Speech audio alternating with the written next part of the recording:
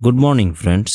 पिछली वीडियो में हम लोगों ने टेंजेंट ऑफ सर्कल के बारे में जाना था, उसकी इक्वेशन के बारे में जाना था। जब टेंजेंट स्लोप इंटरसेप्ट फॉर्म में हो, जब पॉइंट फॉर्म में हो या पैरामीट्रिक इक्वेशन में, इसे हम लोग कैसे रिप्रेजेंट कर सकते हैं इसके बारे में हम लोगों ने डिटेल्स में जाना। तो आज के इस सेशन में हम लोग इसके ऊपर कुछ प्रॉब्लम्स देखने वाले हैं। तो शुरू करते हैं। आज का first problem is show that the locus of the point of intersection of perpendicular tangents to the circle x square plus y square equals to a square and x square plus y square equals to b square is x square plus y square equals to a square plus b square। मतलब यहाँ पर बोला गया है कि यहाँ पर दो सर्कल है। पहले वाले का इक्वेशन है x square plus y square equals to a square and दूसरे वाले का इक्वेशन है x square plus y square equals to b square। अब इन दोनों सर्कल को टच करने वाला जो दो टेंजेंट है, वो दोनों टेंजेंट एक दूसरे के ऊपर परपेंडिकुलर है। तो इन दिस केस इन दोनों टेंजेंट का जो पॉइंट ऑफ इंटरसेक्शन है, मतलब इस पॉइंट को अगर हम लोग h, k और कोई एक पर्टिकुलर कोऑर्डिनेट चूज कर ले, तो इस पॉइंट h, k जो पथ में मूव करेगा, मतलब जो लोकस होगा, उसका इक्वेशन हम लोगों को दिखाना है x square plus y square equals to a square plus b square. तो कैसे दिखा सकते हैं? पहले सर्कल का इक्वेशन लिख लेते हैं, x square plus y square equals to a square. तो हम लोगों ने पैरामीट्रिक इक्वेशन में देखा था, अगर सर्कल का इक्वेशन ऐसा हो जाए जिसका सेंटर है 0 0 एंड रेडियस है r, then equation of tangent हो जाएगा x cos alpha plus y sin alpha equals to a। इसको अगर इक्वेशन 1 दे दे तो ये टेंजेंट का इक्वेशन हो जाएगा। अब सेकंड जो सर्कल दिया गया है उसका इक्वेशन है x square plus y square equals to b square and equation of tangent जो है ये परपेंडिकुलर है अपने फर्स्ट टेंजेंट के ऊपर। तो ऐसे केस में सेकंड वाले टेंजेंट का जो इक्वेशन होगा ये हो जाएगा x into sine alpha minus y into cos alpha equals to b। इसको हम लोग दे देते हैं इक्वेशन 2। अब इन दोनों का जो पॉइंट ऑफ इंटरसेक्शन, मतलब ये पॉइंट है, इसको हम लोग h, k कोई एक पर्टिकुलर पॉइंट दे देते हैं। तो ये पॉइंट जो पथ में मूव करेगा, मतलब इस डायरेक्शन एंड इस डायरेक्शन में, ये तो एक स्ट्रेट लाइन की डायरेक्शन है। तो इन दोनों को मल्टीप्लाई करे तो सेकंड डिग्री एक इक्वेशन आएगा। उसी इक्वेशन को हम लोगों को निकालने को बोला गया है। तो सिंस ये पॉइंट इन दोनों लाइन में सिचुएटेड है, मींस दोनों टेंजेंट में सिचुएटेड है, तो इस पॉइंट का जो कोऑर्डिनेट होगा ये दोनों टेंजेंट की इक्वेशन में हम लोग बिठा दे तो सेटिस्फाई करेगा। तो बिठा देते हैं। पहले वाले के लिए h cos alpha plus k sin alpha equals to a and second वाले के लिए h sin alpha minus k cos alpha equals to b। अब इसका लोकस कैसे निकलेगा? ये इसको इक्वेशन 3 और इसको इक्वेशन 4 दे दे तो इक्वेशन 3 का स्क्वायर एंड इक्वेशन 4 का स्क्वायर करके प्लस कर दे। यहाँ पर देखिए a square and b square है, तो यहाँ पर a एंड b है, इसको स्क्वायर एंड दूसरे वाले को b को भी स्क्वायर करके प्लस कर दे तो शायद x square plus y square आ सकता है। तो हम लोग देख लेते हैं, h cos alpha plus k sin alpha इसका square plus h sin alpha minus k cos alpha इसका square equals to a square plus b square. तो इसको लिख सकते हैं h square cos square alpha plus sin square alpha then k square sin square alpha plus cos square alpha and plus 2hk cos alpha sin alpha minus 2hk cos alpha sin alpha equals to a square plus b square. तो ये पूरा term cancel हो जाएगा और यहाँ से लिख सकते हैं h square plus k square equals to a square plus b square. तो ये हम लोगों ने कोई एक पर्टिकुलर पॉइंट लिया था h, k, लेकिन लोकस के लिए हम लोग जानते हैं एक जनरल पॉइंट का कोऑर्डिनेट ले लेते हैं। तो हम लोग h को अगर x से रिप्लेस कर दे एंड k को y से रिप्लेस कर दे तो जनरल लोकस का इक्वेशन आ जाएगा x square plus y square equals to a square plus b square and hence the proof. तो आशा करता हूँ अप टू दिस आप लोग समझ गए होंगे। Second question is if two circles a x square plus y square plus b x plus cy equals to 0 and capital A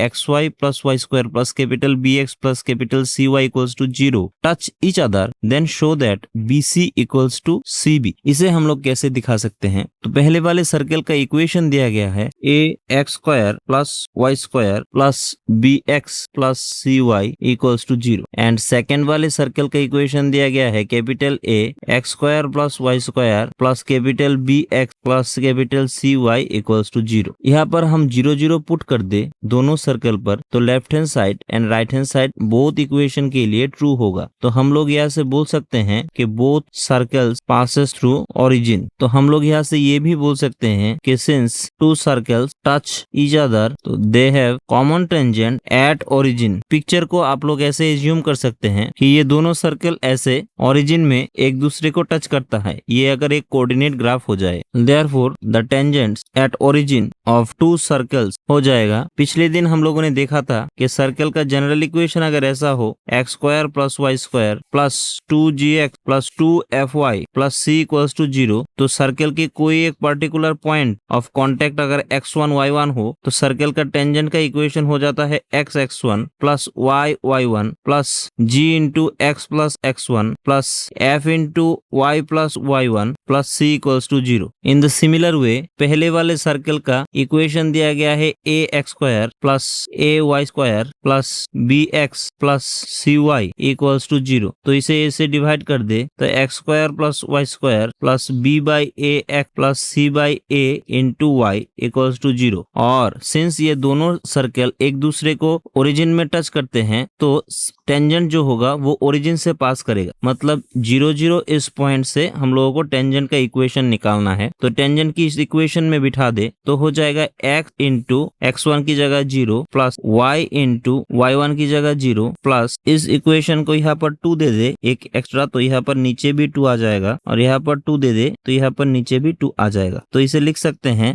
b by 2a क्योंकि यहाँ पर अब इस थर्ड टर्म से इस थर्ड टर्म को कंपेयर करें तो g इक्वल्स टू आ जाएगा b बाई 2a, इसलिए हम लोगों ने लिखा x प्लस x1 की जगह 0, similarly c by 2a, y plus y1 की जगह 0 एंड c की वैल्यू तो यहाँ पर है ही नहीं कोई कांस्टेंट तो 0 ही हो जाएगा इक्वल्स टू 0। मतलब इक्वेशन जो आएगा वो होगा b by 2a x plus c by 2a y equals to 0। मतलब यहाँ से हो जाएगा कैलकुलेशन करे तो bx cy इक्वल्स टू 0। ये हो जाएगा पहले वाले सर्कल का टेंजेंट का equation. In the same way दूसरे वाले सर्कल मतलब ये जो सर्कल सेकंड इक्वेशन दिया गया है इसके लिए जो टेंजेंट का इक्वेशन होगा वो हो जाएगा capital bx plus capital cy equals to 0। अब इन दोनों टेंजेंट का x एंड y का जो कोफिशिएंट है इसको हम प्रोपोर्शनल में ले ले तो यहाँ से हम लोग लिख सकते हैं b by capital B equals to small c by capital C और क्रॉस मल्टीप्लाई करे तो b capital C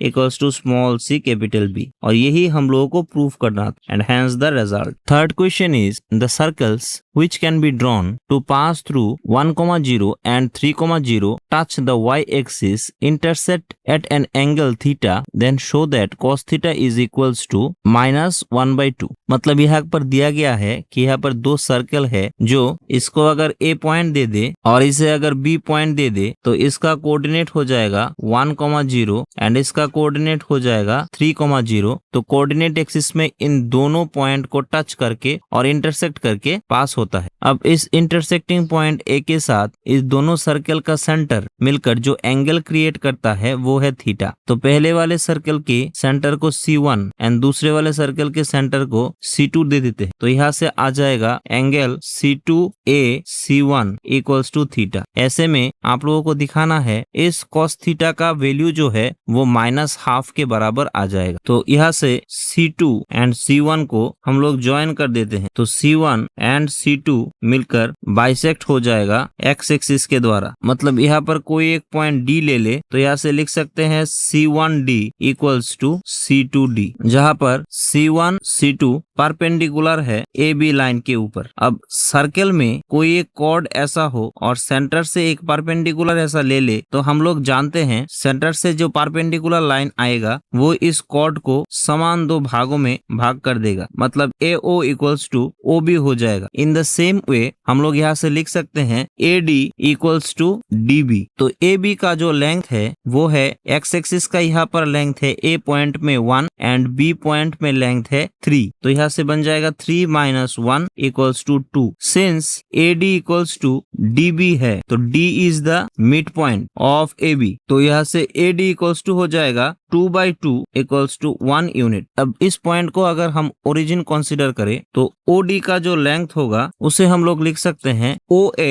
plus AD। अब OA का लेंथ क्या है, ये वाला लेंथ मतलब 1 यूनिट प्लस AD का लेंथ है 1 यूनिट, तो 1 इक्वल्स टू 2 यूनिट। अब यहाँ से हम लोग ऐसे एक लाइन ड्रॉ करें, ज्वाइन कर दे, इसे हम M दे देते हैं तो C2M be the radius of the circle हो जाएगा। अब since C2M O and D ये चारों लाइन मिलकर एक रेक्टेंगुलर शेप बनाते हैं, तो यहाँ से हम लोग बोल सकते हैं ये एक रेक्टेंगल हो जाएगा। तो यहाँ से C2M इक्वल्स टू हो जाएगा OD इक्वल्स टू हो जाएगा C2A, क्योंकि C2A और C2M सर्कल का रेडियस है। तो यहाँ से हम लोग बोल सकते हैं कि C2M का जो वैल्यू होगा वो C2A का वैल्यू होगा 2 यूनिट, मतलब इस दोनों सर्कल का जो रेडियस होगा वो हो जाएगा 2 यूनिट। तो यहाँ पर AC1 जो है वो भी तो पहले वाले सर्कल का रेडियस है, तो ये भी हो जाएगा AC1 equals to C2A equals to 2 unit. अब ट्रिकोनोमेट्री में हम लोग एक ट्राइंगल का थ्योरम जानते हैं। इस ट्राइंगल का इस साइड का लेंथ अगर A, इस साइड का B, इस साइड का C हो और इन दोनों साइड के बीच जो एंगल होंगे वो थीटा हो जाए, तो यहाँ से हम लोग लिख सकते हैं B square equals to A square plus C square minus 2AC cos theta. ये थ्योरम हम लोग जब ट्रिकोनोमेट्री करेंगे तब वहां से बारी बारीकी से देखेंगे। तो इस फिगर में अगर हम ट्राइंगल C2A और C1 को कंसीडर कर ले तो हम लोग यहाँ से लिख सकते हैं cos theta equals to AC1 इसका स्क्वायर प्लस AC2 इसका स्क्वायर माइनस C1 C2 इसका square by 2AC1 into AC2। अब इस पिक्चर में से इस ट्राइंगल AC1D, इस ट्राइंगल को कंसीडर करें, ट्राइंगल AC1D ये एक राइट एंगल ट्राइंगल है, right angle at point D पर, जहाँ पर AC1 जो है वो है 2 यूनिट। तो इसे यहाँ पर पिथागोरस थ्योरम से लिख सकते हैं AC1 इसका whole square equals to AD square plus C1D इसका होल स्क्वायर। अब AC स्क्वायर का वैल्यू है 2 यूनिट और AD को लिख सकते हैं OD माइनस OA इसका होल स्क्वायर प्लस C1D इसका होल स्क्वायर। तो 2 स्क्वायर प्लस OD का वैल्यू हम लोगों ने निकाला था 2 यूनिट एंड OA का वैल्यू है 1 यूनिट। आप लोग देख सकते हैं ओरिजिन से A पॉइंट तक दूरी है x एक्सिस का 1 यूनिट एंड ओरिजिन से D पॉइंट तक की दूरी है x एक्सिस बराबर 2 यूनिट, जो हमने पिछली बार निकाला था, प्लस C1D इसका होल स्क्वायर। तो इसे लिख सकते हैं C1D square equals to 4 - 1 equals to 3। तो यहाँ से C1D इक्वल्स टू आ जाएगा प्लस माइनस √3। तो ओरिजिन से D पॉइंट तक की दूरी है 2 यूनिट एंड D से C1 तक की दूरी है नीचे -√3 एंड ऊपर +√3, मतलब C2 पॉइंट का कोऑर्डिनेट है 2, एंड C1 पॉइंट का कोऑर्डिनेट है 2, -√। देयरफॉर C1 C2 की दूरी है √3 -√3 इक्वल्स टू 2√3 यूनिट। तो अब इस ट्राइंगल AC1 C2 इसमें AC1 का वैल्यू आ गया 2 यूनिट, AC2 का वैल्यू आ गया 2 यूनिट, C1 C2 का वैल्यू आ गया 2√3 यूनिट। तो वो जो